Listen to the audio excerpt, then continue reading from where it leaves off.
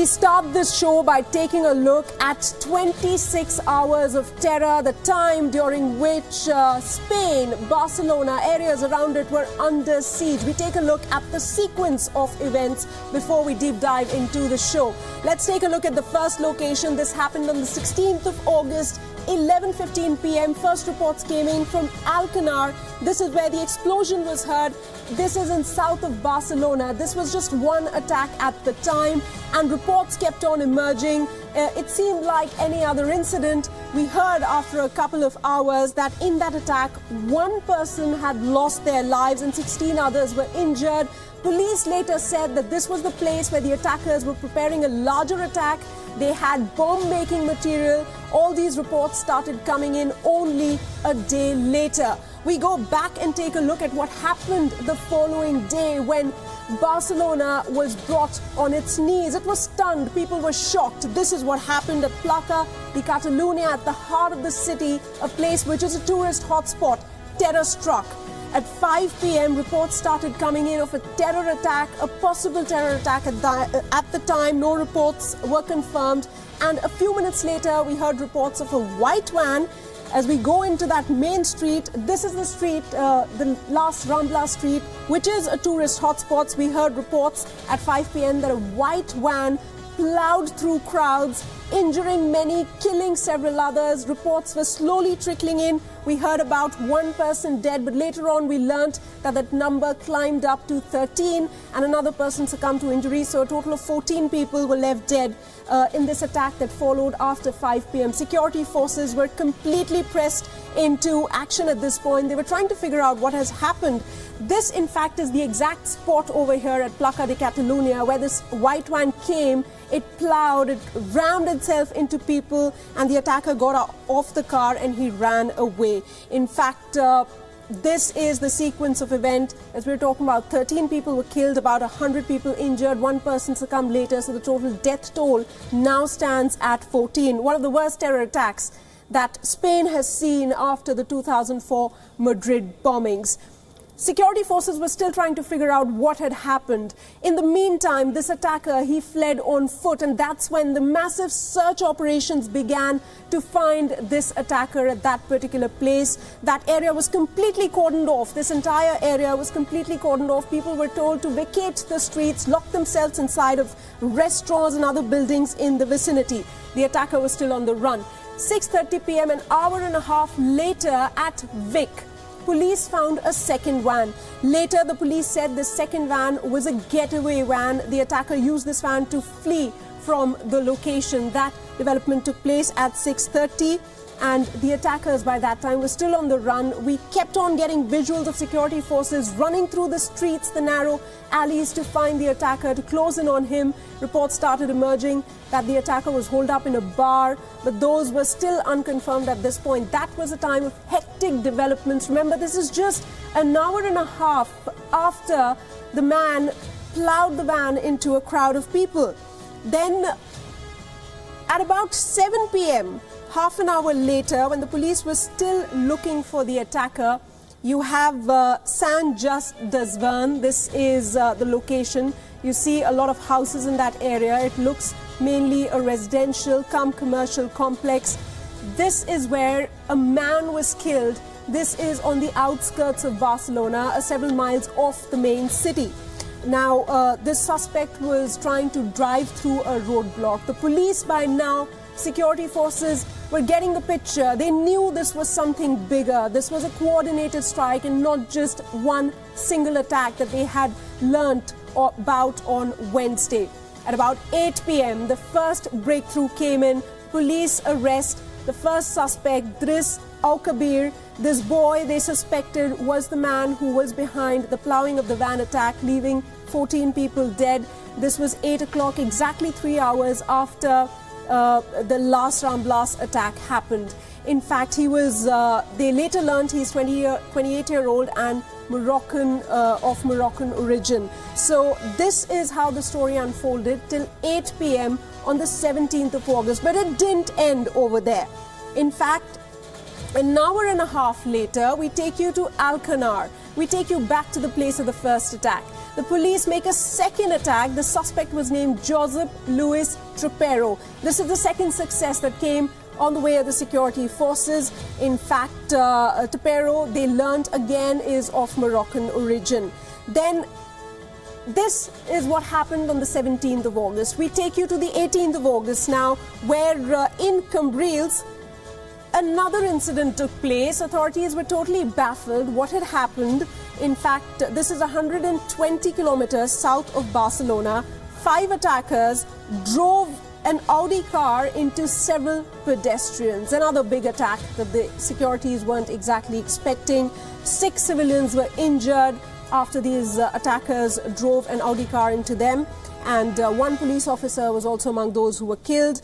And what was good over here is that the security forces managed to neutralize at least 5 of the attackers. That was a big breakthrough for the security forces. In fact, on that very day, early morning, 8:30 p.m., we'll take you to Ripoll after this. After this breakthrough, it was almost the end of the siege that Barcelona, various places around it, witnessed for 26 hours. In fact, this is the last incident, 8:30 a.m. in Ripoll. A third suspect was arrested from this particular area in Barcelona. We'll try and take you there to the exact location where these events unfolded. It was clear it was a coordinated attack and not just a one-off event. Again, this has happened in Ripoll. A third suspect was arrested. Mind you, the Spanish authorities are still on high alert. They're still looking out for more people in connection with these coordinated attacks. And remember, the first suspect that the authorities caught was also from this very area. So that's the gist of this entire story, the 26 hours in which Barcelona and the areas around it were under siege. Now, the attacks in Barcelona, they've raised larger question of security in Europe. Attacks of a similar nature have hit France, Germany and the United Kingdom. So what's holding Europe back? Take a look.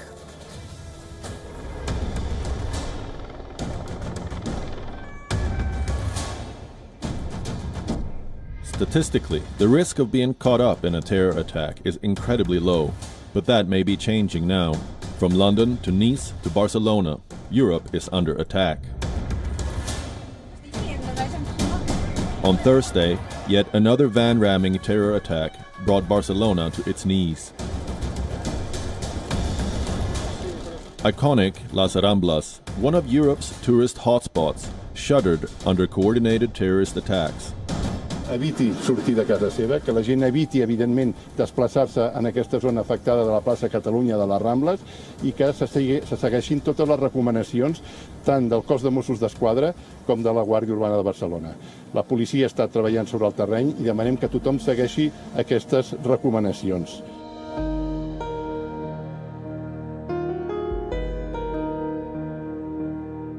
And it did. 14 innocent lives lost. Dozens of others critically injured. Spain was in a state of disbelief. This was the biggest terror attack it had seen since the deadly Madrid bombings of 2004.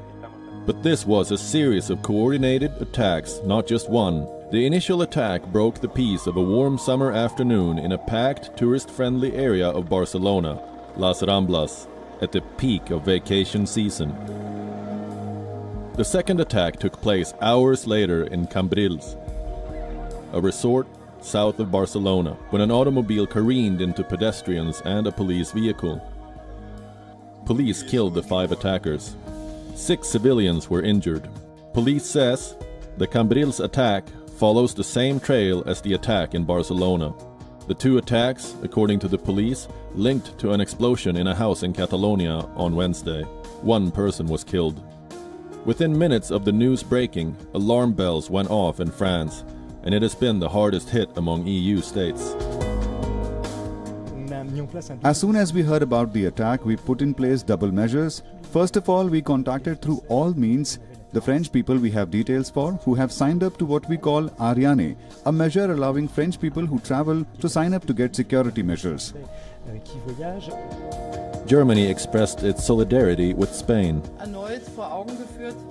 We will not allow these murderers to make us depart from our path, from our way of life. Terrorism can cause us bitter and deeply sad hours, as has happened in Spain, but it won't defeat us.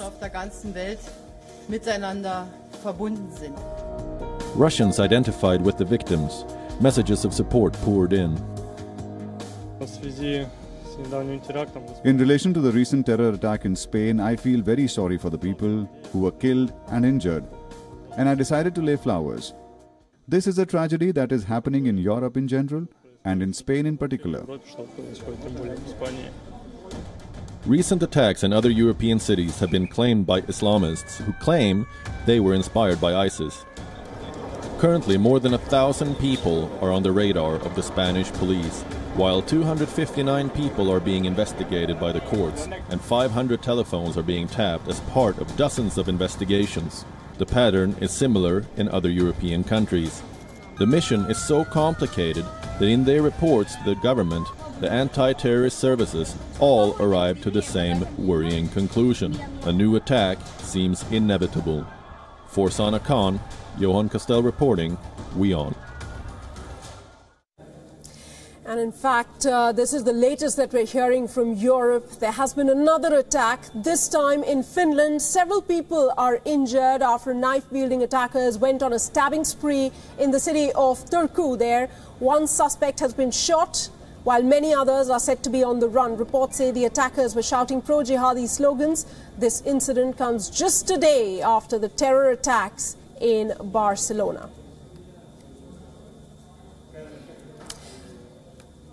All right, joining me this evening on the show is John Smith. He is a reporter with the Euro Weekly News. He joins me from Barcelona. Ambassador Meera Shankar, former ambassador to the United States as well as Germany. She joins me from New Delhi. Mark Figueroa, he's a journalist. He's also live with us from Barcelona. Thanks all of you for joining me this evening. Let me start by asking you, John Smith. Everybody is talking about these attacks in Spain, coordinated attacks, linking them to the other attacks that have taken place in Europe. Is there a difference?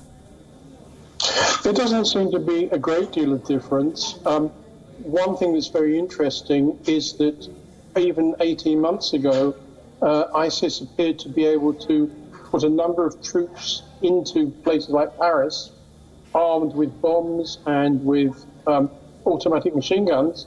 And nowadays, they seem to be just literally taking their cars and attacking people randomly. All right, Mark Figueroa, we do know suspects have been arrested, they've been shot dead, but still the authorities are trying to figure out a significant lead as to what exactly happened. How do you see, is there something amiss in the investigations? There are reports there was prior intelligence, but yet these attacks couldn't be averted. Well, Barcelona has been in level 4 or 5 of anti-terrorism alarm. 5 means taking the army out of the streets. So yes, there was a clear warning as well from the same Islamic State, because they pointed Barcelona directly as a target to be attacked. So we were warned about that something was going to happen, although you never know that it's going to happen until, sadly, it happens. Ambassador Meera Shankar, you know, you'd be able to give us a wider perspective. You've been in America, you've seen the situation in the country, India as well. If you were to look at the people killed in terrorist attacks in US, it stands at 93. In Europe, that number is many times over, much higher than that. How does that gel? What about the policies? You know, US, we do know, adheres to a zero-tolerance policy. Across Europe, the policy is absolutely different. What about India as well? Well, I think the situations in each of these countries different. The continental United States is, quite far from the Middle East and from North Africa. Many of these places have been radicalized. And you see that within Europe, some of their communities have been radicalized. Many have gone and joined ISIS and fought there. Some have come back. And this means that Europe is far more vulnerable than the United States. But Ambassador Meera Shankar, that's a valid point that you make, looking at the proximity from war-torn areas in West Asia. But when you look at the case of Barcelona, many other such cases, all these people who seem to be involved in these attacks are people who've been living in these countries, for a very long time. They're not migrants who've just crossed over. Well, I had said that also, that within Europe there are communities which have been radicalized, and many had gone and fought with ISIS. The numbers joining ISIS from Europe have been quite high.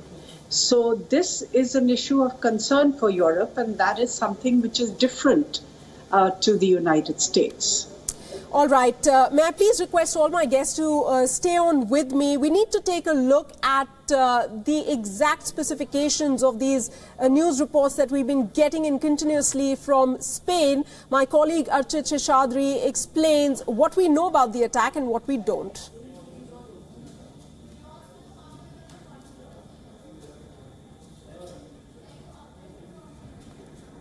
All right, I'm being told that report will be played out in just a few moments, but let's take a look at this report in the meanwhile. The terrorist attacks have raised questions over the law and security apparatus of Europe. An instant comparison is with the United States. So what's the difference? WION's senior foreign editor Padma Rao has this report.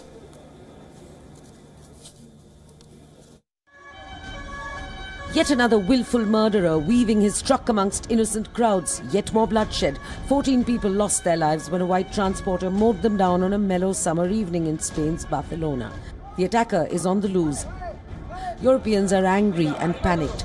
This is the third time that Islamist terrorists have run heavy vehicles amok amidst crowds, out to do nothing more harmful than enjoy a promenade, window shop, hang out in a street-side cafe.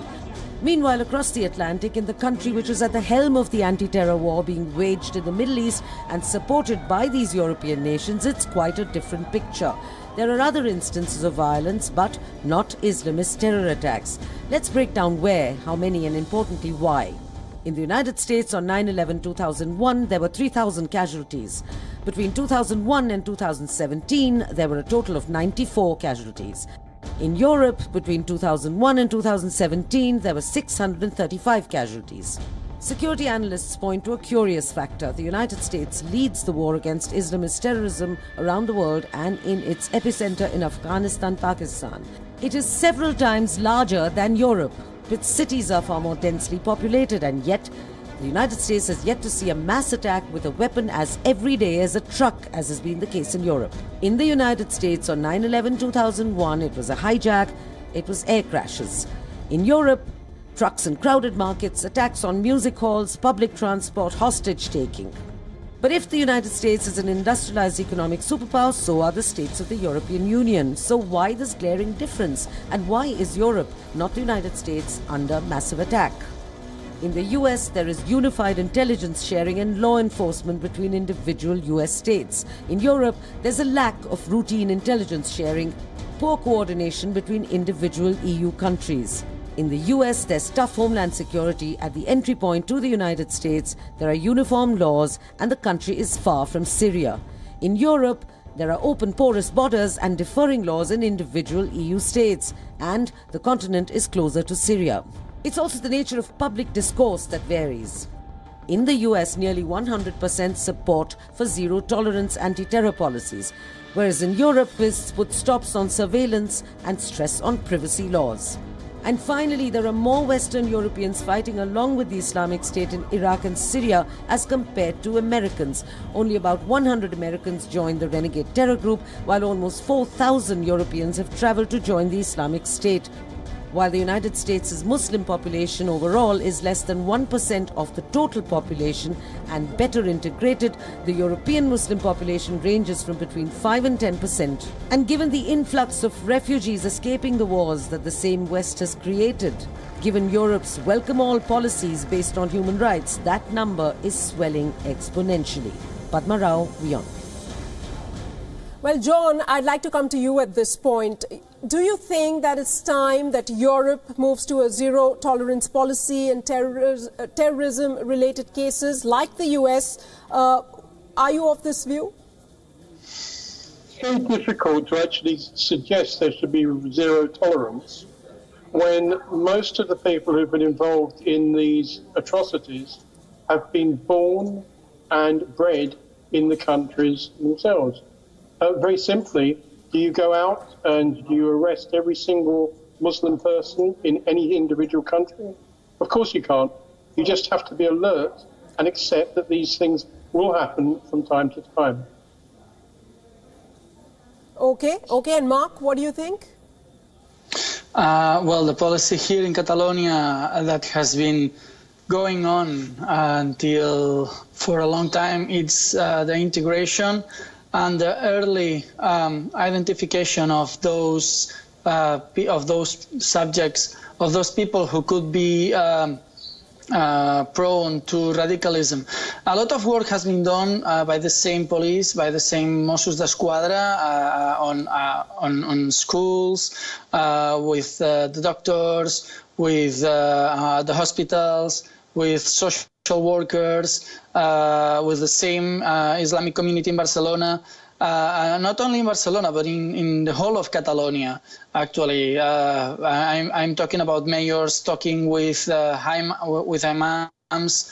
And actually, I know very well from my hometown, from Sabadell, which is not very far from here, that I was talking to the mayor. And he said, well, the great problem is not on radical Islamism is not the people who attend the mosques, but the people who do not attend the mosques. And this is something that not even the imams can handle.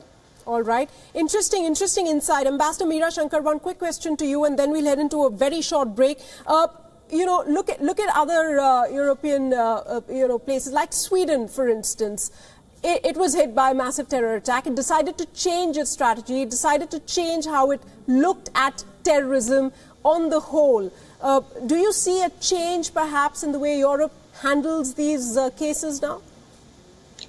I think that there will be a move in the direction of greater security, greater emphasis on intelligence sharing and the balance, as you said, between privacy and state security might shift within Europe.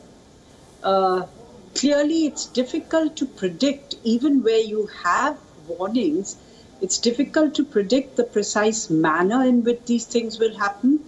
And in many cases, the people involved are without any prior records, so they've become self-radicalized. And the kind of incidents that they are now, the kind of terrorist incidents, taking a truck or a car and plowing it into a crowd, random, I think it's difficult to predict. Absolutely. But, I'm sure that Europe will have to strengthen its intelligence sharing, its coordination, and overall to see that they can head off as much of these incidents as they can. We're talking about how Europe is under attack, a wave of terrorist attacks that have struck various places across Europe. We continue to talk about that, but let's stick with the latest attack that's taken place in Barcelona and around it.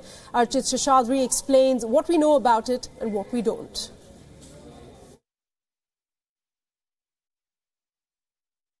When it comes to the Barcelona terror attack, there are a lot of moving parts, lots of unknowns, but here's what we do know this hour. Police are saying the van crash in Barcelona is being treated as a terror attack, but what we don't know is how many suspects or terrorists were involved. When it comes to the numbers, 14 people as of this hour, that's the number of victims. 14 deaths, more than 100 people hurt. But what we're not sure is if this terror attack had anything to do with the recent anti-tourism protests in Spain.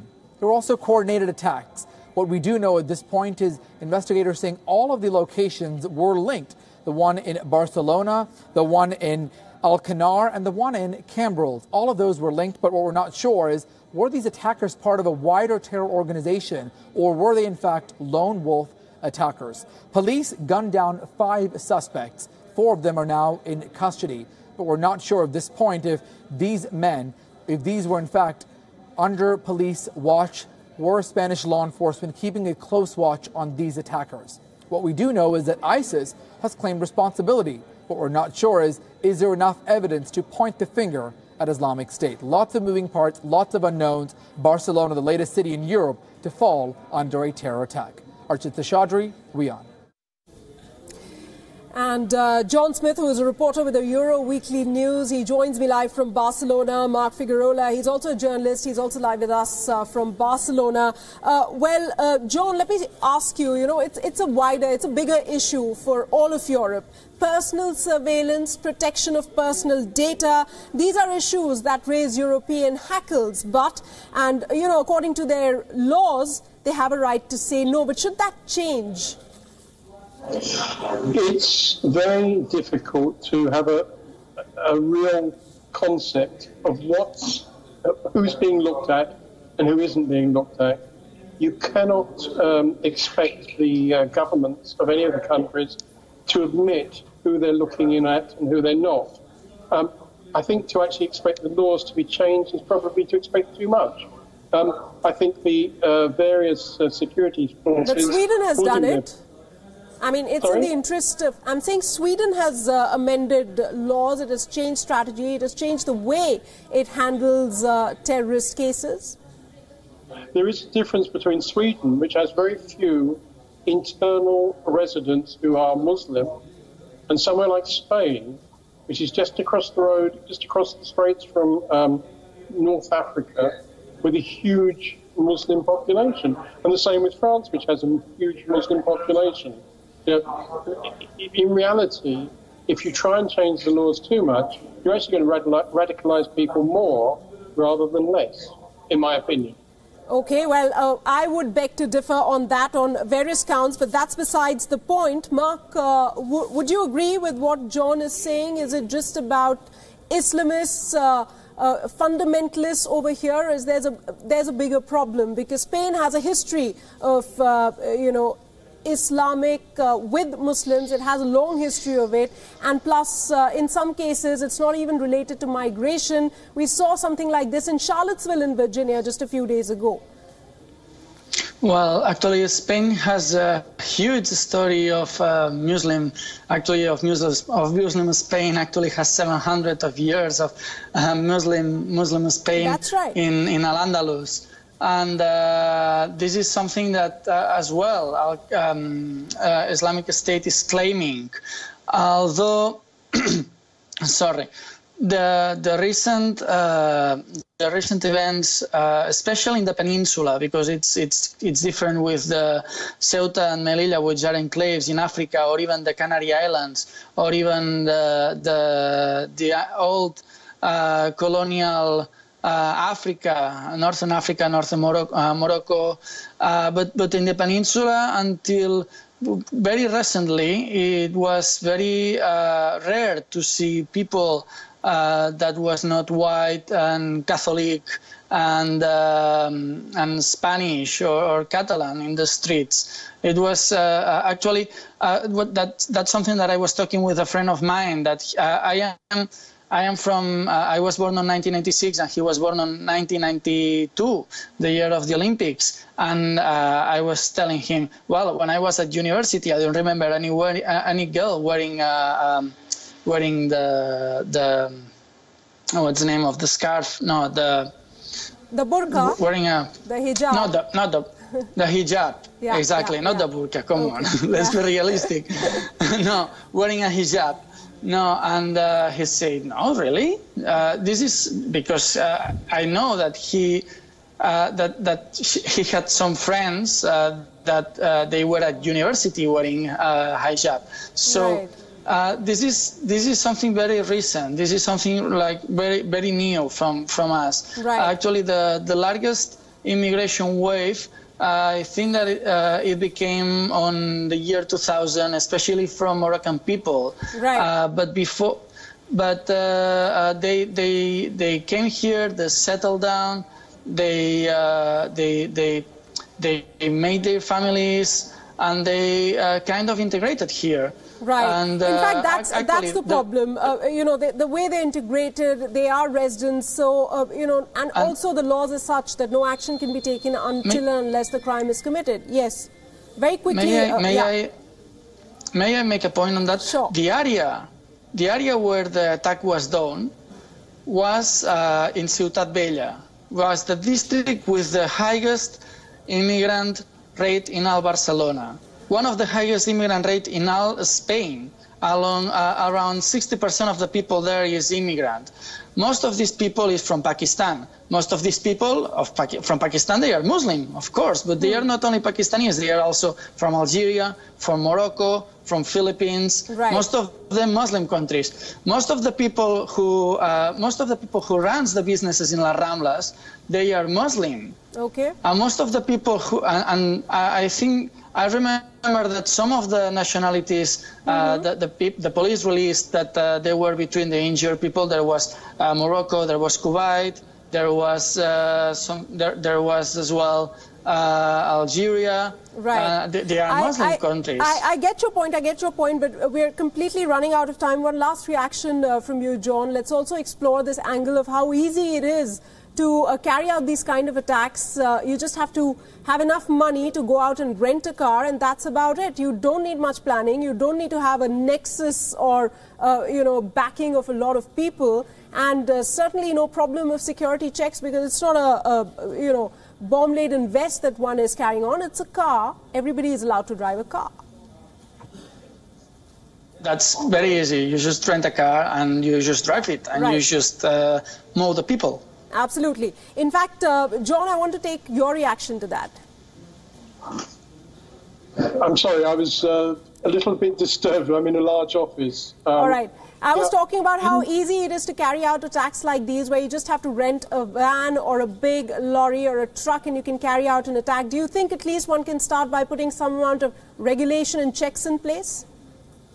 Well, not really, because, I mean, you can just steal a car. That's what happened with the London attacks.